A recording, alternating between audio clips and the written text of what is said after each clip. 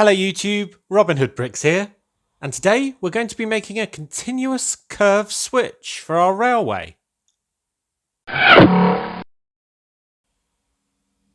So just a warning before we get started, today's video does include the cutting of Lego pieces, so if that mortally offends you, do look away, and I'll see you in the next video when normal service will be resumed.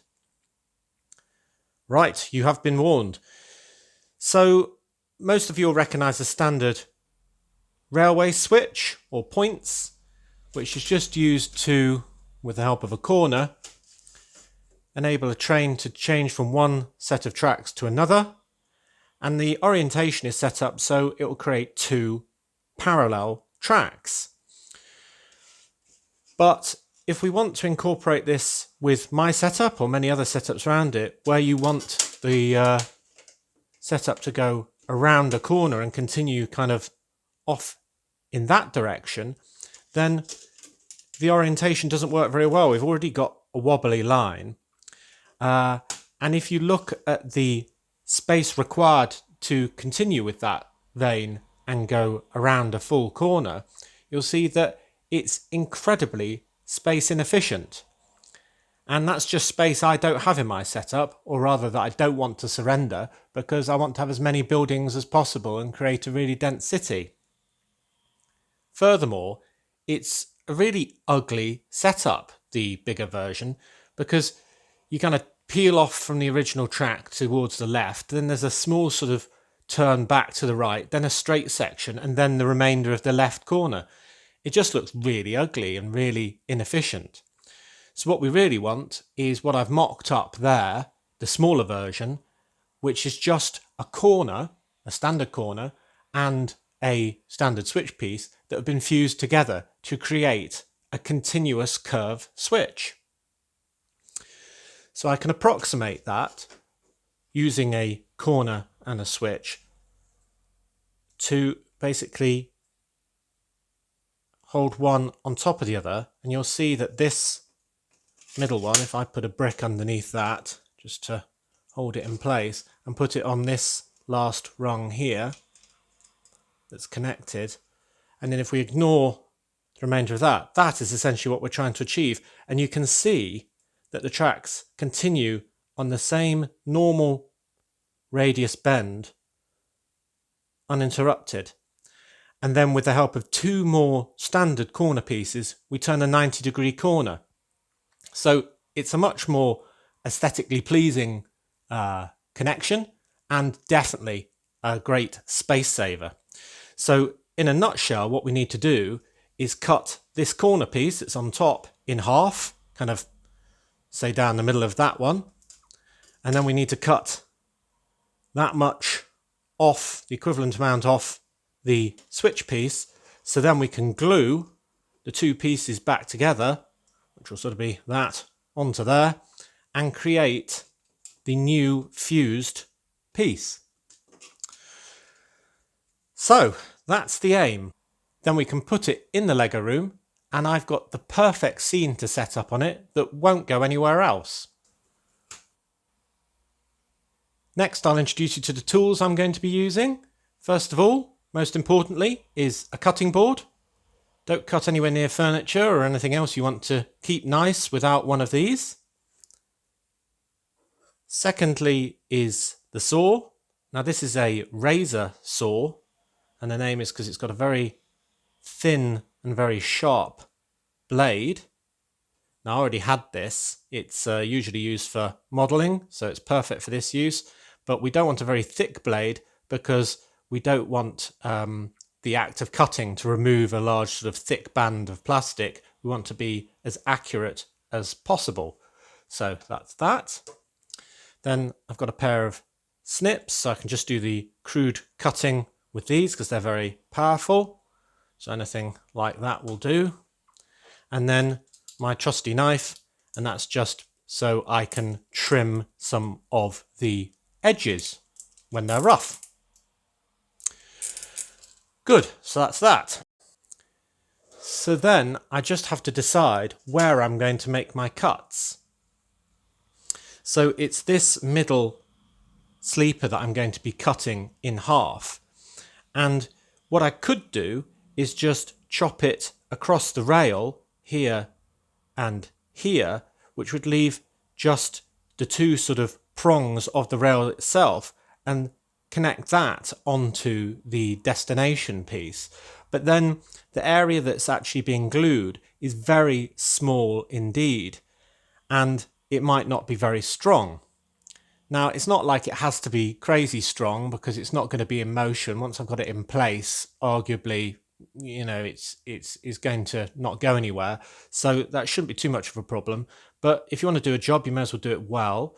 So I think the answer is to go into this sleeper. Now, we could cut it absolutely down the middle, lengthways, so we kind of end up with a end that looks a bit like that, sort of 1x8 rather than 2x8. But especially with a saw like this, that's going to be very hard because I'll kind of have to cut it down that way laterally, and it's going to be pretty tricky, I think, especially to keep accurate. So that's probably a no-no as well.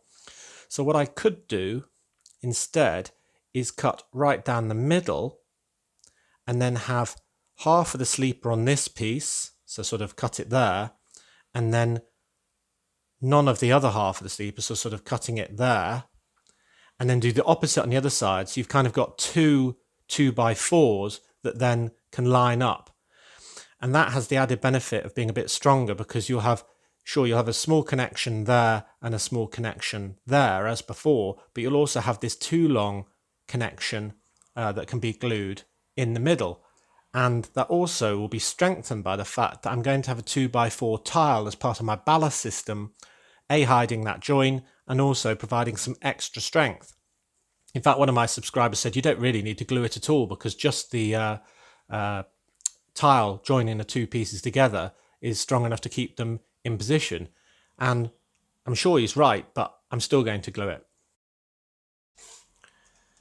So I think the first stage is just to chop roughly in this section the bit that I don't need off the point and the corner, so I end up with two roughly right pieces that I can then have better access to with my saw for making the detailed cuts. So for that I'm going to use my snips. So this is the one I want. Always check twice before you cut. So I'm going to cut way back here just so I don't damage any of the bit I need. So I'm going to snip first across the tough rail top, and then I'm going to snip again across the bottom.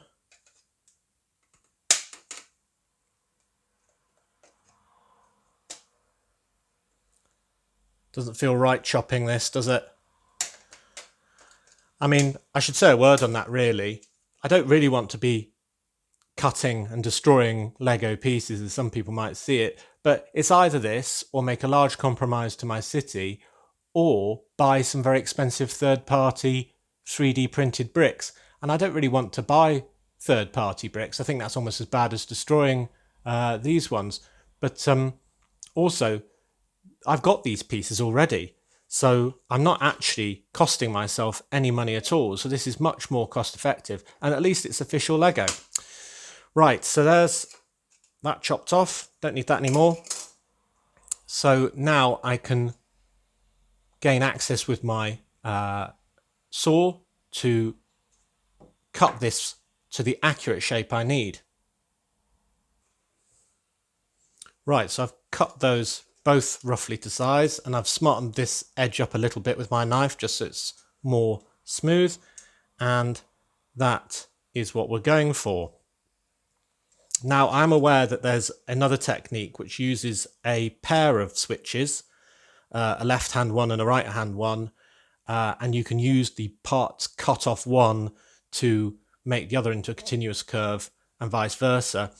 But the thing is, I had spare curves and I only need one continuous curve switch, so I'm just going to use a curve because it's easy for me. So now I just need to decide where exactly to cut. Now the thing is, I've noticed that this bit in here, this sort of armpit bit, hasn't got any studs on. So when I come to adding ballast, I'll be able to obviously put some on there and on there, but I won't be able to put some on there. Whereas if I keep the top of this bit, I would be able to put a 2x1 tile on there. So it might be, if I'm going to keep a 2x4 on each half, I should get rid of the 2x4 on the bottom of this piece, thus keeping the studs on the top. It does mean the cutting's going to be harder on this half though, because I'll be keeping those 4 and getting rid of 2 and a bit of rail and then a bit of this sort of armpit bit. So it'll kind of look like that. But I'm willing to take the challenge. I think that'll be better. And then it'll look exactly like that, but with including with those studs in the armpit bit. Cool. So I'll do the hardest bit first, I think, because if that goes wrong, then at least I won't have ruined this piece as well. Wish me luck. Right, so I've made the first cut down the middle there. I've deliberately gone a tiny bit over so I can trim it up and neaten it up, and it will still be the right width. And I've just snapped it off crudely on that side because that's where I'm going to cut into this piece. And if you look very carefully, I've just sort of made a notch mark on the top of the rail where I need to cut into that, and a little score there on the what I'm calling the armpit piece, just to show the bit that I need to take out.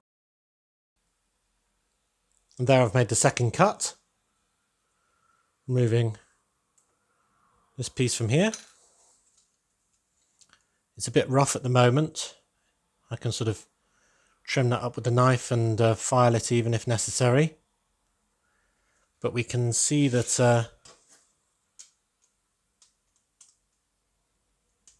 we're getting there. That's going to go in there. Might need to trim that edge a little bit. I deliberately undercut it, so I'd have to take a little bit more off rather than leave a gap.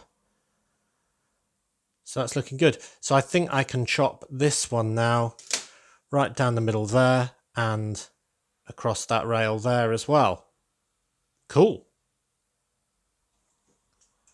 So there's the final switch piece cut with a segment out to the armpit, flat against that rail, and a 2x4 half sleeper. Then we've got the other piece with the opposite, the rail, and the other 2x4 sleeper. And then they fit like that. Pretty smooth, huh? So if I put that on just as a guide, you can see that that is pretty perfect, I think. Especially when the tiny gap that's there is filled with glue. Right, so I need to get my super glue and get gluing.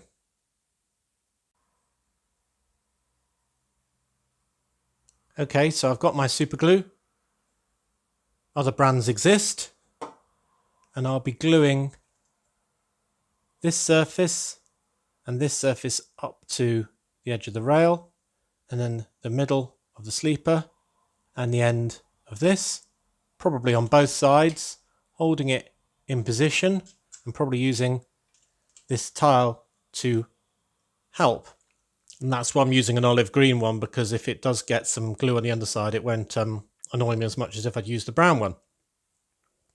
Now, top tip while we're here talking about super glue, I keep my super glue in the fridge, and you may think, why? Well, it makes it last like infinitely longer, basically. Every time I used to use super glue, I used to go and get the tube I had, and it'd be completely hard or gone really gloopy and thick and spoiled, basically, after just a few months. And I never once got to the end of a bottle. Well, now I keep it in the fridge, and it just keeps it nice and normal. So top tip there, keep your super glue in the fridge. Right, that's the gluing done. And I've wiped down the top surfaces so there's no excess glue. so it's still nice and smooth on the rails. I've got an old tile on the top and an old brick on the bottom, helping keep that alignment while it fully cures. And I'm really glad I did it this way, so I get to have those 2 extra studs in there, and it'll just make it a little bit more perfect. Now, when this is fully cured, I might strengthen it further by just adding a second sort of dollop of glue on just purely the underside. If you were really trying to make it go through its paces, you might actually want to put some spare bits of plastic across the joins and glue them in position just so it's got real reinforcement. But I think that might be overkill in this particular example. And one thing I didn't mention earlier, of course, is that this point still works entirely. So if you did want it to be movable, it would be usable in both positions. I'm going to have it permanently set so the train's going around the corner and have the straight bit going off into the wall, so it sort of looks like the railway is part of a much larger network. And on that small straight piece is where I'm going to have a little rail scene. Right, so I'll wait until that's fully cured, add a bit more glue on the back, and then when that's cured, we'll be able to put it in the Lego room. Right, so this is the corner I'm going to use my continuous curve switch on.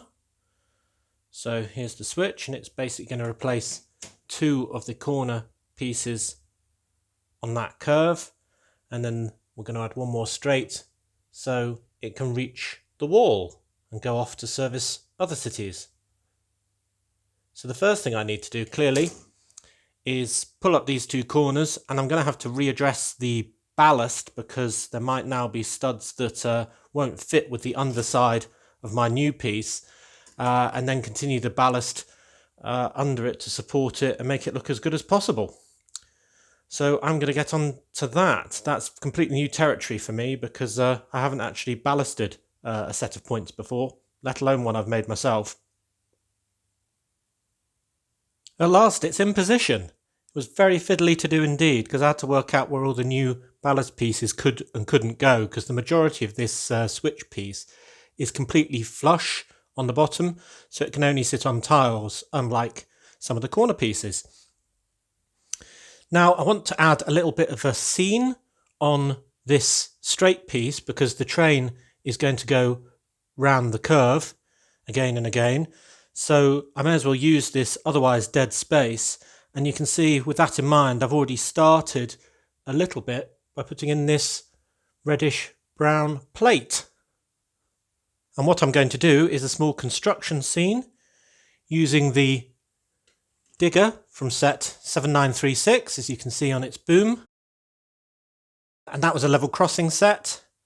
And this is one of those interesting vehicles that they have in real life, which has got road wheels, but also can go on its rail wheels where it can actually drive along rails, which is very interesting. So I thought he could be digging a hole in the ground for something very important. So there's my hole in the ground scene with 4 workmen with a pneumatic drill and a shovel and a pickaxe, and one watching them all do it with a nice cup of tea. Can't blame him. So if I put the digger back on, have that at an angle, working away. And then I thought I'd have a foreman with walkie-talkie. So these are the type of figures I've used. They've got these sort of fluorescent vest, but with the train logo on, and the train logo on the back. So he can just be supervising from there. And then I thought, in order to protect these men from a train going the wrong way, I would add a buffer which can go in place of 2 of the sleepers. And the good thing about this buffer is that it actually works, and that it's spring loaded as a sort of pair of buffers there. If I have the train come in, if it would hit, you see it's actually got a spring loaded thing there that it uses one of the spring-loaded shock absorber pieces. So you can see it sort of compressing and then coming back out again. So better check that the train can actually fit around the corner while we're here. Plenty of room. Hopefully all of its carriages can as well. But at the moment, that is safe. It fits. Now the last thing I want to add here is this control tower, which can control the cargo trains that go around the cargo line. And this is, you'll probably recognise it, is from set 60198, which is a new cargo train set. And I've made a couple of changes. I've just fixed this so it doesn't rotate, so the play feature's not on the back, so it actually fits better against the wall. And with it being open backed and against the wall, it doesn't matter so much. So maybe the builders are actually building a hole to extend that or something like that. So let's check this fits as well. Yeah, easy. Excellent. So I hope you agree that this is quite an interesting scene and an interesting setup to have, using up kind of a useless corner as far as I was concerned. And it's really quite interesting with the workmen there and the nice digger and the tower. I didn't know where else to put the tower because obviously I didn't have any junctions. So I'm really glad this junction has worked out. I think it adds a lot of flavour to the whole train setup. So a quick recap on what we've done. We've taken a normal point, switch and a curve, joined them together to make a continuous curve switch. Then we've integrated that with our ballast system, so it's seamless. Added a hardcore buffer to stop a train going the wrong way. And added a scene for construction, or digging a hole anyway, with lots of builders around it looking into it. And a really nice cargo control tower with integrated traffic light. And I think it looks rather super. So as always, thank you very much for watching. It is appreciated. Do remember to like, comment and subscribe for more awesome LEGO videos. And next time on Robin Hood Bricks, I don't know what I'm going to do actually. Ideas include another aircraft or a second subway stop perhaps. Maybe you could let me know what you fancy me doing. Anyway, whatever I get up to, see you next time!